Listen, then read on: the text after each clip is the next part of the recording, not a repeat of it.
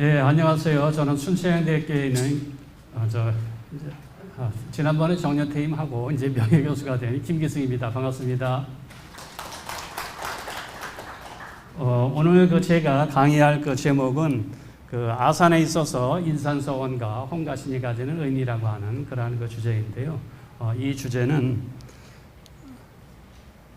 제가 지금까지 아산 지역의 서원하고 홍가신 선생에 대해서 논문 쓴 것 한 4편 정도 되는데, 여기에 나와 있는 내용하고 그 다음에 이제 아산시의 의뢰로 여러 가지 아산 전자문화대전이라든가 또는 유교문화권 개발 사업이라든가 이런 데 참여한 적도 있고, 또 대학에서 강의한 적도 있는데, 그때 만들었던 자료 이런 것들을 이제 취합해서 오늘 강의한 내용을 정리를 하였습니다. 오늘 제가 발표할 내용은 4가지인데요. 첫 번째는 아산 유학사, 아산 유학의 역사, 어떻게 발전해 왔는가 하는 것. 두 번째로서는 이 아산의 전반적인 유학을 봤을 때 아산 유학은 전체적으로 어떤 특징을 지니고 있는지, 장점이 무엇인지 이런 것을 살펴보고, 세 번째, 네 번째 이제 오늘의 주제인 인산서원과 홍가신이 갖고 있는 의미에 대해서 정리해보는 그런 시간을 갖도록 하겠습니다.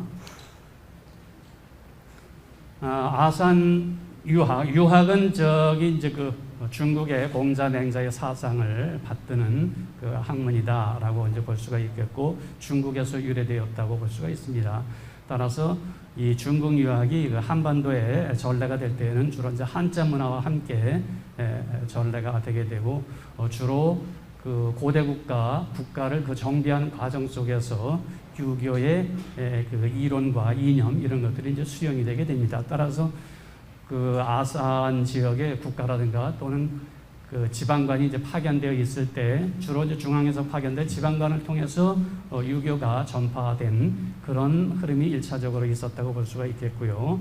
그 다음에 그것 이외에 직접적으로 중국에서 중국 사람을 통해서 이쪽 아산 지역에 아산만 근처에 상륙해서 정착해 살면서 전파된 그러한 사례가 있는데요. 기록상으로 보게 되면은 우리 신창맹씨 있죠. 신창맹씨의 조상이 맹자의 후손인데, 당나라가 이제 멸망을 하게 되면서 그때 당나라의 장수였었던 맹수문이 이제 가족을 데리고 배를 타고 이제 표착을 하게 됩니다. 그래서 표착한 지역이 아산의 신창이 되게 되고, 그쪽에 이제 정착을 하게 되면서 신창맹씨가 되게 되는데요. 지금 아산 신창 순천향대역 근처에 맹산이라고 하는 그러한 지명이 있어요. 산이 있는데 그쪽이 바로 초창기에 전래했던 지역이 아닌가. 그래서 맹산이라고 하는 지명이 붙지 않았을까, 이렇게 추정을 한번 해보고 있습니다. 이렇게 중국 사람이 아산만에 표착한 사례는 신창맹씨뿐만이 아니고, 표대박이라고 하는 분, 신창표씨 있죠. 신창표씨의 조상인 표대박이 이주를 했었고, 또 송나라가 멸망을 하게 되면서 송나라의 장군인 장서라고 하는 분이 중국에서 이제 망명해 와서 아산에 정착을 하게 되는데, 그 후손 중에 이제 장영실이 태어나게 되게 되는 거죠. 아산장씨. 이런 것들이 바로 중국 이주민들이 아산만에 정착해서 유교 문화를 전파했었던 하나의 사례가 아닌가, 이렇게 볼 수가 있을 것 같습니다. 그래서 기록상으로는 가장 오래된 게 신창맹씨의 조상이 신창에 와서 정착했던 것, 이것이 이제 가장 오래되었다고 볼 수가 있겠고, 그의 후손 중에서 동포맹이도, 그 다음에 고불맹사성이 고려 말 조선 전기에 크게 이제 활약을 하게 되면서 아산 지역의 유학이 이제 본격적으로 보급이 되기 시작했다라고 볼 수가 있겠습니다. 신창맹이도하고 고불맹사성이 유교와 직접적으로 연관이 되게 된 것은 고려에 대한 충성이라고 하는 충성의 의리, 그 다음에 두 번째로서는 부모에 대한 효성 이런 건데요. 3년상을 치렀어요. 맹이도라든가 또는 고불맹사성은 그 9살인가 10살 때 그 어머니가 돌아갔었을 때 3년상을 치렀는데 그 고려말 조선 초기에 3년상 치르는 사례가 매우 드물었는데 그거는 그 유교를 바로 그 생활기금으로 실천했었던 중요한 사례라고 볼 수가 있겠습니다.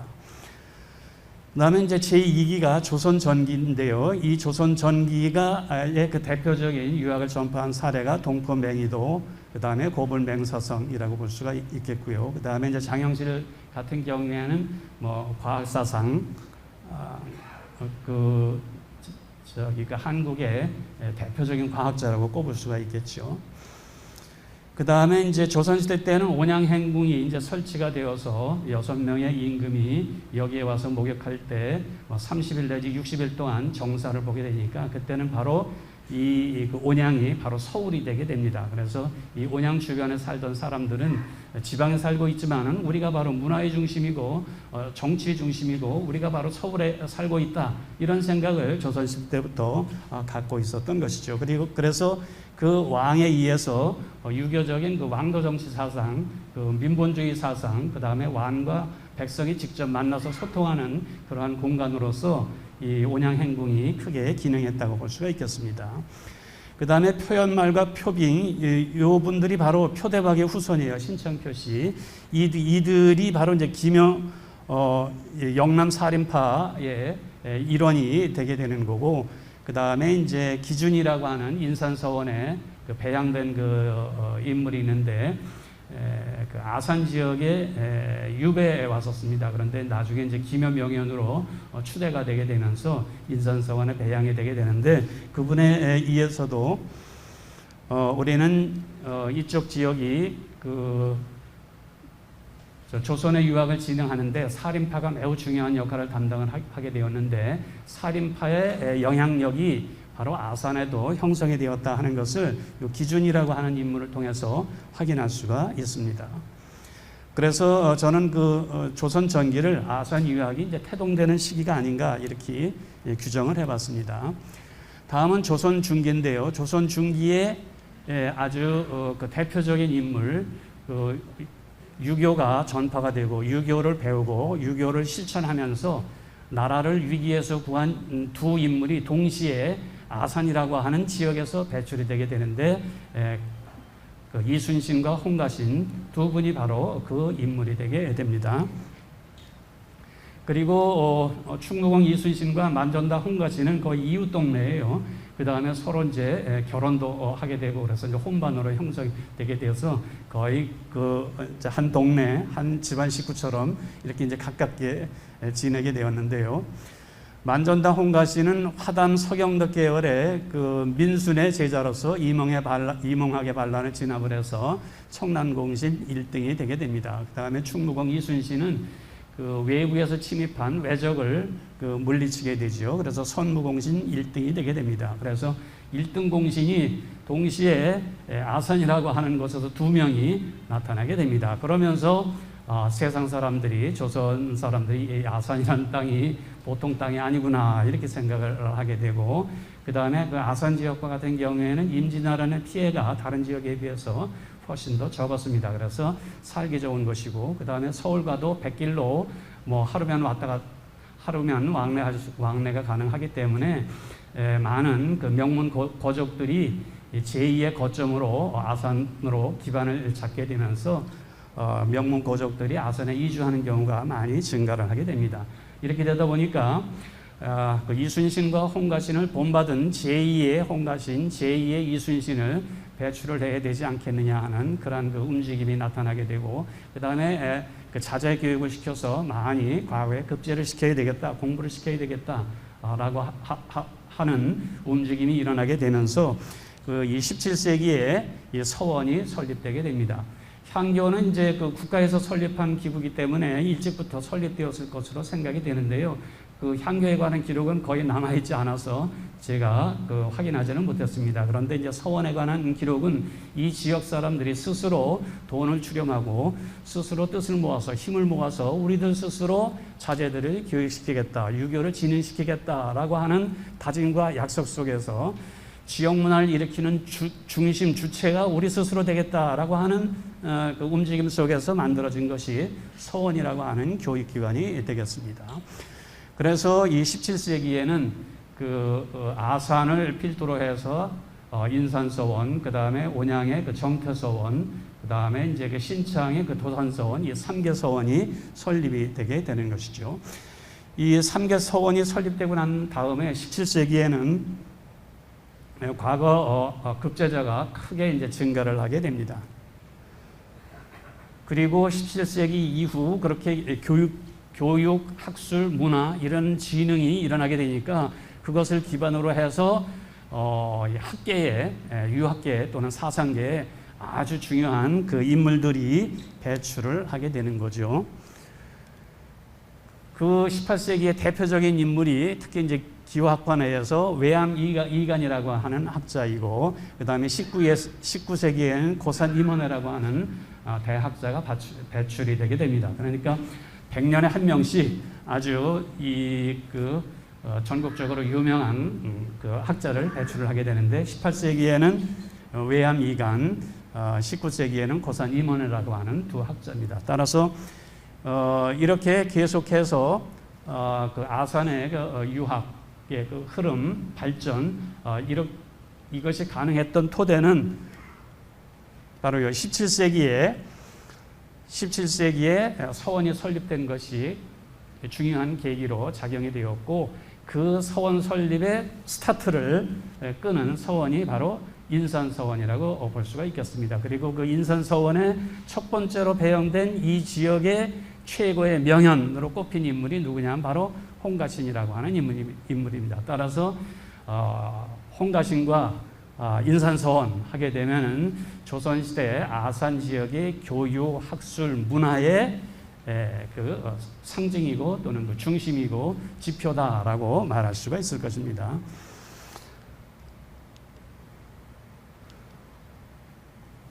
그리고 이렇게 이제 아산 유학 19세기가 지나게 되면서 이제 세상이 바뀌었죠. 세계 역사가 바뀌었죠. 17세기까지만 하더라도 중국 문명이 이 세계에서 최고의 문명을 선도를 했었는데, 17세기 유럽에서 산업혁명이 일어나게 되면서 유럽 문명, 과학 문명, 기술 문명, 이게 이제 세계를 지배를 하게 됩니다. 그래서 서양 사람들이 이제 배를 타고 이제 그 동양으로 진출을 하게 되는데, 중국의 선진 문물이 백길로 해서 아산만에 이렇게 진출을 했던 것과 똑같이 서양 사람들도 역시 아산만으로 들어오게 됩니다. 왜냐하면 그 서울 쪽으로 못 오게 하니까 몰래 이제 들어오게 되죠. 그래서 아산만 근처에 천주교가 일찍 그 전파가 되게 되고, 김대관 신부도 그래서 뭐 당진에서 나오게 되는 거고, 그 다음에 그 아산 지역에 공세리 성당이 있는 이유도 바로 그렇습니다. 그래서 아산 지역이 새로운 서구의 자본주의 문물 이런 것을, 또는 민주주의의 문물 이런 것을 수용하는 주요한 창구가 되게 되는 것입니다. 그래서 그 영향을 받은 집안 중에 그 해평윤씨 집안이 있죠. 그 윤치호, 윤보선 집안이 이제 바로 그 집안이고, 따라서 이 윤보선, 이 개화파 인물이 배출이 되게 되고, 윤치호는 독립협회 운동, 독립협회 회장을 하게 되고, 윤보선 같은 경우에는 한국민주당을 그 해방 직후에 만들게 되는데, 그 한국민주당이 오늘날의 더불어민주당의 뿌리가 되게 되는 거죠. 그 한국민주당이 이승만을 대통령으로 옹립을 해서 대한민국 정부가 수립이 되게 되는데, 그 한국민주당이 어디서 만들어졌느냐 하면은 윤보선의 서울에 있는 안국동에 있는 사랑채, 거기에서 한국민주당이 출범을 하게 됩니다. 따라서 그 윤보선 대통령, 아산 출신의 윤보선 대통령은 그 대한민국 정부 수립의 어떤 그 가장 기본 토대를 만들었던 사람이다, 이렇게 볼 수가 있는 것이죠. 이런 흐름, 이런 것들이 가능했던 이유는 조선시대에 그 서원이 만들어지게 되면서, 그리고 이 지역의 중심 인물, 대표적인 인물을 내세우게 되고, 그를 본받아서 열심히 공부하자라고 하는 운동이 일어나게 되면서 가능했던 것이 아닌가, 이렇게 생각이 됩니다.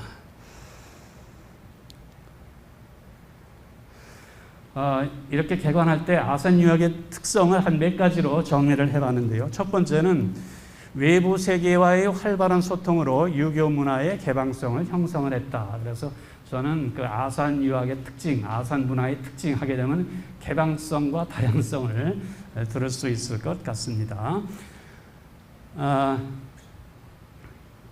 고려시대까지만 하더라도 우리나라는 외부 세계와 열려져 있는 개방된 그런 사회였었어요. 그래서 그 고려 왕조의 서울 이름이 뭐냐면 개경입니다. 개경. 개경이라고 하는 뜻은 뭐냐면 열릴 개자죠. 그래서 오픈 소사이어티, 우리는 열려져 있다. 그래서 고려시대까지만 하더라도 외부 세계와 활발히 소통했었던 그러한 시대였습니다. 그런데 조선시대 때 그렇지 않았는데, 조선시대에 그렇지 않았음에도 불구하고 아산만 지역이라고 하는 것은 바닷길로 외부 세계와 밀접히 연결되어 있어서 끊임없이 소통을 하고 있었다. 그 두 번째로서는 충청도와 경기도의 접경 지역이에요. 그래서 경기 문화와 충청 문화가 혼합되어 있는 그러한 특징을 지니고 있었고, 그 다음에 온양행궁이죠. 온양행궁을 중심으로 해서 우리가 바로 나라의 중심이다, 이런 생각을 갖다 보니까 여기에는 남인, 북인, 노론, 소론 다 있어요. 그 다음에 그 퇴계학도 있고, 뭐 양명학도 있고, 그 다음에 그 화단학도 있고, 그래서 매우 학풍이 다양합니다. 호남과 영남 같은 경우에는 딱 서울하고도 멀리 떨어져 있고, 교통수단이 원활하지 않게 되니까 단절되어 있어요. 그래서 자기들만의 문화를 형성을 하고 있는데, 그 다음에 이제 충청도 호서 지역도 아까 그 외암 이간을 계기로 해서 홍성 지역하고 여기 그 천안 그 아산 지역하고는 전혀 다른 그러한 문화가 형성이 되게 되는데, 이 아산하고 천안과 같은 경우에는 주로 경기 지역 서울 사람들과 주로 소통을 해서 이 기호 학파가 호서 학파하고 서울 학파 경화사학이라고도 뭐 하게 되는데요. 그런 것을 호서 지역의 그 학풍을 호론이라고 하고 서울 지역의 학풍을 낙론이라고 하는데, 그 낙론을 만든 장본인이 누구냐 하면은 바로 아산 출신의 외암 이간이라고 하는 사람에게서 낙론이라고 하는 것이 시작이 되게 되는 것입니다. 그래서 이 아산 지역의 교육 학술은 우리나라의 그 사상계의 흐름, 또는 우리나라의 국적한 나라의 그 발전의 그 흐름, 이런 것에 굵직굵직한 어떤 계기를 만들어내고 위기가 닥쳤을 때는 그것을 구하는 그러한 인물들을 그 100년에 한두 명씩은 꼭 배출하는 그러한 그 역사를 보여주고 있습니다. 그다음에 두 번째로서는 그 온양 행궁이 있기 때문에요, 유교적 왕도 정치가 지방으로 확산하는 가장 그 전형적인 특징을 이제 보여주고 있습니다. 아까 얘기했듯이 6명의 임금이 여기에 와서 그 30일 내지 60일 동안 여기서 정문을 보게 되면서 지방민들을 만나고 지방민들에게 효자라든가 연료라든가 표창도 하고 선물도 주고, 그 다음에 이제 지방의 민심도 얻고 또 과거 시험도 봐서 지방의 인재를 발탁을 하고 이렇게 되게 됩니다. 그래서 유교를 지도인형으로 채택했었던 그 조선의 그 왕조에서 왕도 정치가 지방 차원에서 실현되는 전형적인 특징을 보여주고 있고, 이것이 온양 근처 사람들의 문화적 자긍심으로 작용을 하고 있었기 때문에 나라가 위기에 빠졌을 때 이 나라가 바로 내 나라다라고 해서 구할 생각도 하고 이렇게 되는 거죠. 그 다음에 아까 말씀드렸듯이 다양한 학풍이 공존합니다. 화담학, 퇴계학, 율곡학, 우암학, 양명학 등이 공존하는 특징을 보여주고 있습니다. 그리고 아까 그 외암 이간의 낙론을 얘기했는데, 이 낙론은 인물성 동론이에요.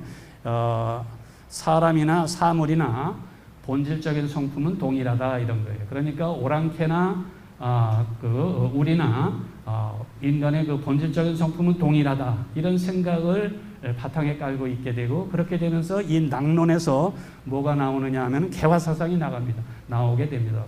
서구 문화를 받아들여야 된다라고 하는 그러한 사상이 나오게 되죠. 그래서 고산 임원회 같은 경우에는 서울에 있는 화서 이양로가 개화파 정권 이것을 반대하자, 반대 상소 운동을 하자, 이렇게 권유를 했는데 고산 임원회는 거절을 합니다. 그 학자가 공부나 해야지 왜 정치에 개입하느냐 해서 이제 비난을 받게 되는데요. 그것은 이제 한편으로 개화를 묵인을 했다 이렇게도 해석될 수가 있을 것 같습니다. 이런 점에서 개화의 물꼬를 튼 사상적 기반을 아산에서 마련했다라고도 이야기할 수가 있을 것입니다. 다음에 이제 그 경기도와 충청도의 접경 지역에 있다 보니까 서울과 경기의 학풍과 호서 지역의 학풍을 연결하고 소통하는 그러한 역할을 담당을 하게 되었고, 이 특징을 가장 전형적으로 보여주는 인물이 외암 이간이라고 하는 인물입니다. 그리고 역사적으로 보게 되면은요, 제가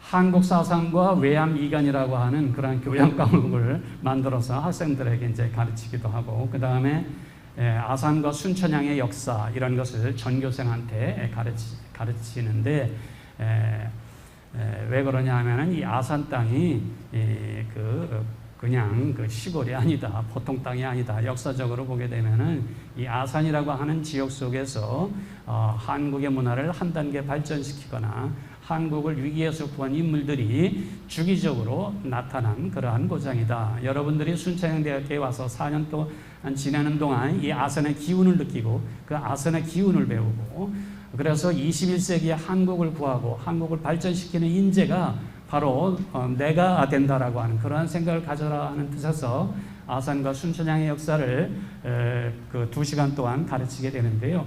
그때 얘기하는 게 이제 이런 겁니다. 자, 세종대의 조선시대의 역대 왕 중에서 한국적인 민족 문화를 체계적으로 정립한 대표적인 인물을 하게 되면은 세종을 꼽을 수가 있겠고요. 한국 사람이 제일 존경하는 인물을 하게 되면은 세종입니다. 그때 그 세종대왕을 보좌 8년 동안이나 우의정으로 보좌했었던 인물이 고불맹사성인데, 그 고불맹사성은 그 북방 영토를 압록강 근처로 확장하고 압록강과 두만강 근처로 확장하는 토대를 구축한 인물이 고불맹사성이었어요. 다른 신하들은 다 반대하는데 그때 우의정이 군사 지휘권을 우의정이 갖고 있었어요. 그때 여진정벌하자, 옛 땅을 회복을 해야 된다라고 해서 그 고불맹사성의 진두 지휘하에 여진족과 전투에서 승리를 거두게 되고, 그것을 계기로 해서 압록강과 두만강을 우리나라의 영토로 확보할 수 있는 토대를 바로 고불맹사성이 만들게 됩니다. 그리고 그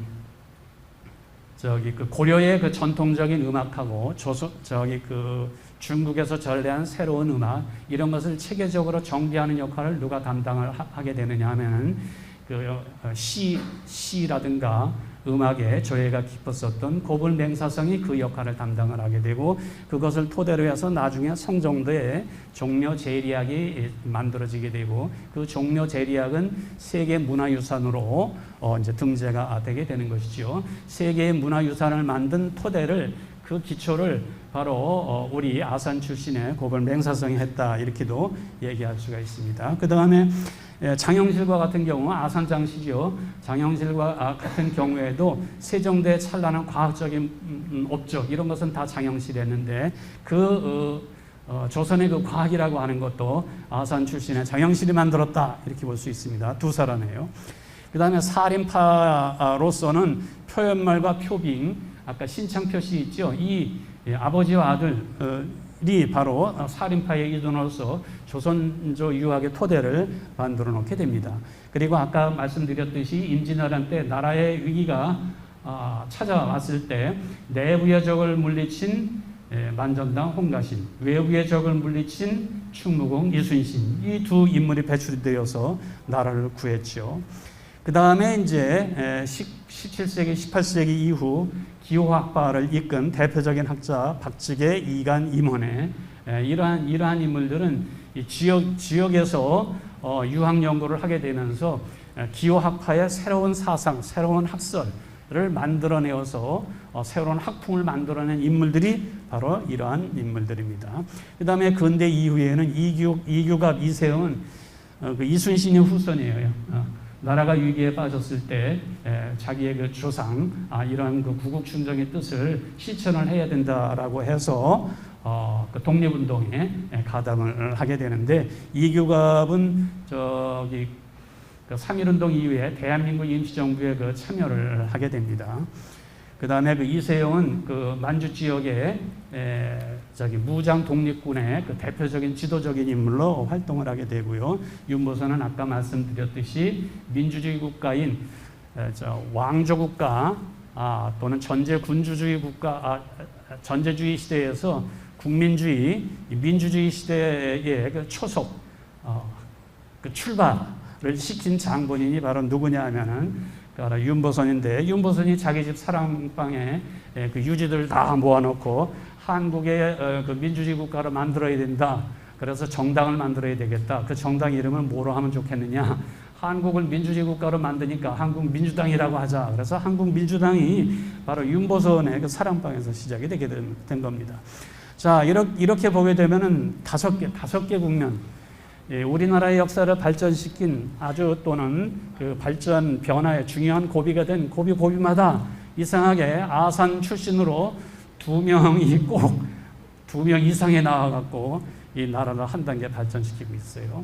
그러면 21세기에 아산에서는 누가 나타나서 누가 어떻게 이 21세기 한국을 이끌어갈지 한번 생각해 보기 바랍니다. 자, 이런 관점에서 그 아산의 그 유교문화, 학술문화 이런 것은 앞으로 글로벌 문화 환경에서도 활용 가치가 매우 높은 것이 아닌가 이런 생각을 해보게 됩니다. 아산의 그 지정학적 위치라고 하는 것은 그 육지로서는 외부 세계와 다 단절도 있었는데 수로교통의 그 요지였었고, 그래서 끊임없이 외부 세계, 외국과 소통을 했습니다. 그래서 21세기 이제는 이제 인터넷으로 연결이 되고 하늘로 연결이 되고 우주로 연결이 되는 이런 글로벌 시대에도 역시 과거에 끊임없이 소통했었던 그 개방적인 이러한 그 태도를, 개방적이고 진취적인 태도를 갖게 기르는 것에 이 아산의 그 역사문화자원이 중요한 역할을 담당하고 할 수 있을 것 같습니다. 그래서 아산 유교의 특징이 소통과 개방성이야. 자기만의 문화, 요게 최고야. 이런 식의 생각을 갖고 있는 것이 아니라 끊임없이 발전시키고 변화시키는 추동력, 이게 아산 문화의 특징이 아닌가. 이것은 바로 미래지향적인 가치가 있을 것으로 생각이 되고, 그렇기 때문에 세상이 어떻게 바뀌어든 그 새로운 시대를 이끌어가는 지도자가 아산에서 나오게 된 것이 아닌가 이렇게 생각을 합니다. 그래서 이 아산의 그 유교 문화 전통을 보존하고 계승을 하게 되면은 바로 아산의 미래 가치가 제고되는 것이 아닌가. 그리고 조선시대의 그 첫 스타트를 끄는 교육기관은 바로 인산서원이고, 거기에서 아산 지역 출신으로 1차적으로 배양된 인물은 홍가신이다라고 볼 수가 있겠습니다. 그런 점에서 그 의미가 어떤가 하는 것을 짐작할 수가 있겠는데, 요거는 여기 그 영남 유학, 충청 유학, 그 다음에 충청 북부권의 아산 유학을 비교해서 그 특징을 한번 살펴본 그러한 내용입니다. 아산 지역 서원을 보게 되면 여기서 보시다시피 인산서원, 이게 제일 먼저 설립이 되었죠. 여기 빨간색으로 표시된 것은 이 지역과 전혀 관련이 없는 인물이에요. 전국적인 인물이죠. 그래서 아산의 유학을 발전시킨 그러한 인물입니다. 그래서 여기 인산서원 같은 경우에는 주로 동방오현 문묘종사운동, 이 지역과 관련이 없는 인물이에요. 주로 조선의 유학을 발전시킨 사람, 중국과 달리 중국 유학을 우리 것으로 만드는 데 중요한 역할을 담당했었던 인물, 그때 이제 뽑혔던 인물이 동방오현이라고 하는 그러한 인물인데, 전국적으로 동방오현을 성균관의 문묘에다가 모시고 제사를 지내야 된다 하는 전국적인 운동이 벌어졌는데, 그때 아산 지역의 유림들도 거기에 적극적으로 동참을 했어요. 그런데 이 선조 임금께서 두려워했어요. 주저했어요. 아니 그 중국의 유학자들하고 공자 맹자하고 어떻게 퇴계하고 비슷하게 이렇게 생각할 수가 있겠어? 감히 그렇게 하지 못했는데, 왜 그렇게 못하냐? 우리 저기 임금님이 못한다고 한다면 우리 스스로 해야 되겠다. 이렇게 해서 만든 서원이 인산서원이에요. 그래서 그 인산서원이 처음에 불린 것은 바로 동방오연을 모시는 그러한 서원이었기 때문에 오현서원이라고 부르게 되게 되었던 겁니다. 그런데 오현서원으로 부르게 되니까 다른 지역 대부분의 경우에는 다 자기 지역의 명현들을 이렇게 이제 숭배하는 게 그러한 일반적인 일인데, 그 아산 현감이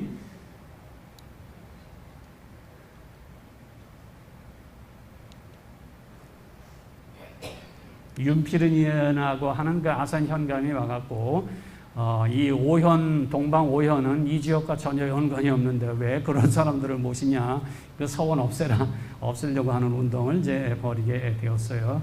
그런데 이제 그 홍가신의 그 증손인 홍도라고 하는 분이 지역의 유인들과 그 연합을 해서 아산 지역의 유배에 와 있었던 김여명현, 기준이라고 하는 인물, 그 다음에 홍가신하고 하는 인물, 뭐 박지계, 이렇게 이 지역에 연고 있는 인물도 함께 봉사하는데 왜 헐어야 되느냐? 이것이 바로 우리의 자존심이고, 우리 지역에서도 이렇게 명현들을 배출한 것을 표시를 한 것이고, 그분들을 본받아서 열심히 유교문화 진흥하겠다고 하는 건데, 회파시킬 수가 없다라고 해서 지속시키게 되게 되는 겁니다.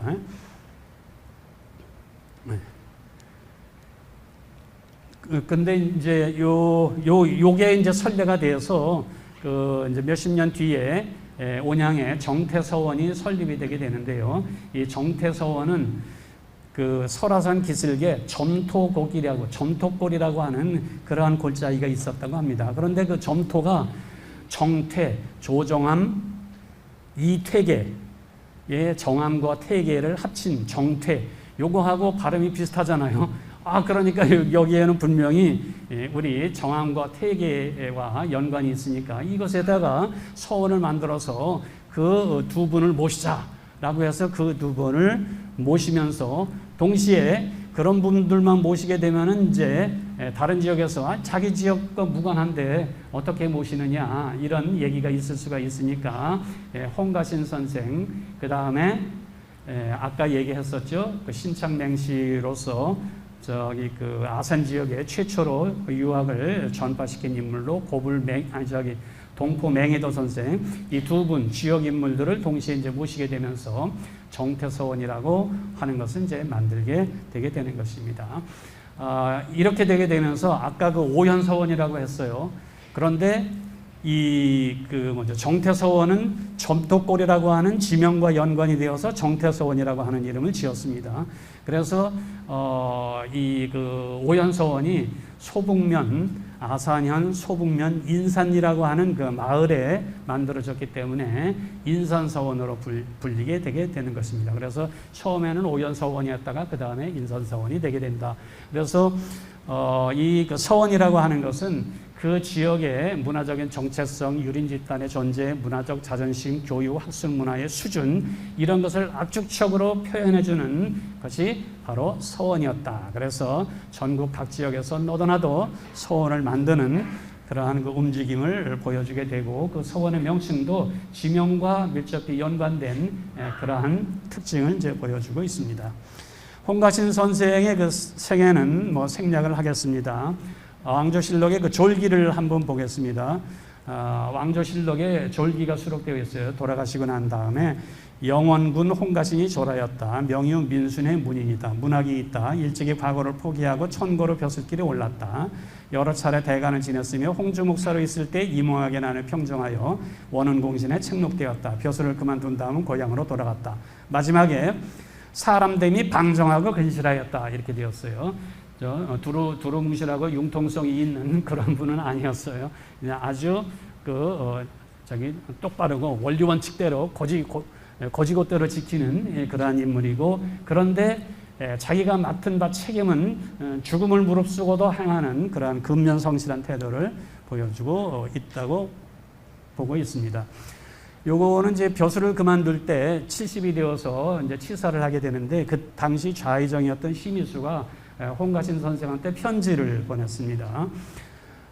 여기서 보게 되면은 근세의 사대부로서 명절을 보존하면서 끝까지 허물이 하나도 없는 사람은 바로 홍가신 선생뿐이다. 제일 높다. 그래서 자기는 저 큰 나무를 쳐다보듯이, 심지어는 하늘을 나는 새를 쳐다보는 것처럼 이렇게 우러러보고 있습니다. 이렇게 표현을 하고 있습니다.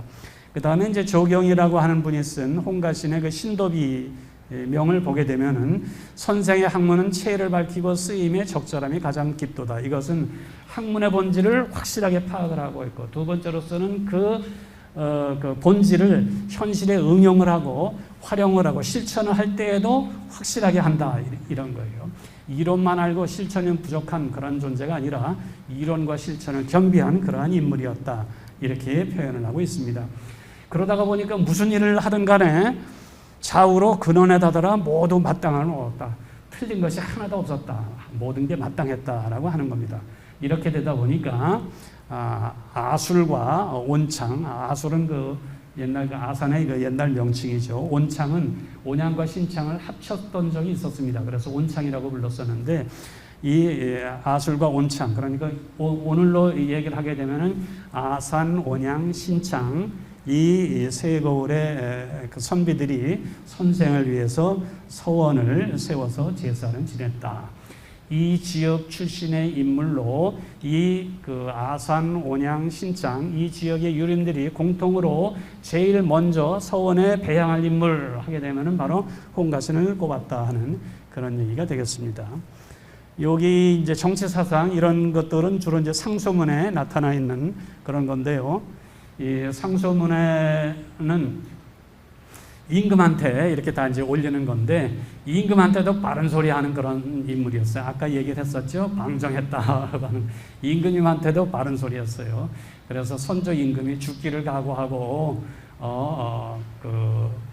싸웠으면은 의지로 피난 가는 망신살이를 안 했을 텐데, 송나라 때 그 황제는 나라가 망하니까 자결을 했다. 그런 정신을 되살려서 제대로 좀 방어 좀 하시오. 이렇게 직언을 했어요. 그 다음에 이제 선조가, 이제 구원이라고 하는데요. 백성들의 말을 듣겠다라고 해서, 나한테 하고 싶은 말이 있으면 하라라고 해서 상소문을 올리게 되는데, 그때 내가 잘못한 거, 그 다음에 앞으로 해야 할 거, 이런 거를 좀 올렸으면 좋겠다라고 했는데, 고지식하게 우리 홍가신 선생 같은 경우에는 임금이 잘못한 거 10대까지 쫙 나열을 해요. 그래서 상소문을 쓸 때마다 그 주변에서 저 사람 참 큰일 났다, 저 큰 코 다친다, 이렇게 해서 염려를 했는데, 그럼에도 불구하고 올렸습니다. 그랬더니 선조가 어땠을 것 같아요? 자기를 비난하고, 당신이 잘못했어요. 임금님께서 잘못해서 나라가 이 모양 이 꼴입니다. 제대로 정신을 차리고 그 다음에 유교, 공자님, 맹자님 말씀대로 그대로 실천을 하십시오. 그러면 나라가 잘 됩니다. 이렇게 직언을 했음에도 불구하고 화를 내기는커녕 그 상소문을 듣고, 야, 바로 이 사람이다 라고 해서 홍주 목사로 임명을 한 겁니다. 홍주 목사로 임명을 하니까 자기가 한 말에 책임을 져야 될 거 아니에요. 그러니까 외적이 침입을 한다거나 또는 이몽하게 난이 닥쳤을 때 주변 사람들이 우리 군사도 없고 그러니까 빨리 도망칩시다, 빨리 탈출합시다, 이렇게 하는데 무슨 소리냐, 사수해야 되겠다. 그리고 심지어는 그 아산에 있는 며느리까지 불러들였어요. 나는 가족과 함께 이곳을 사수하겠다, 이렇게 결의를 하니까 흩어졌던 병사들이 다 모여갖고 반란을 성공적으로 진압할 수가 있었던 것입니다. 바로 이제 이렇게 유학이라고 하는 것, 그 본질에 충실했었고 그것을 실천했었던 인물이었기 때문에 아산 지역의 최초로 설립된 인선서원에 배양될 수가 있었다라고 볼 수가 있겠습니다. 이것으로 제 강의를 마치겠습니다. 감사합니다. 네, 감사합니다.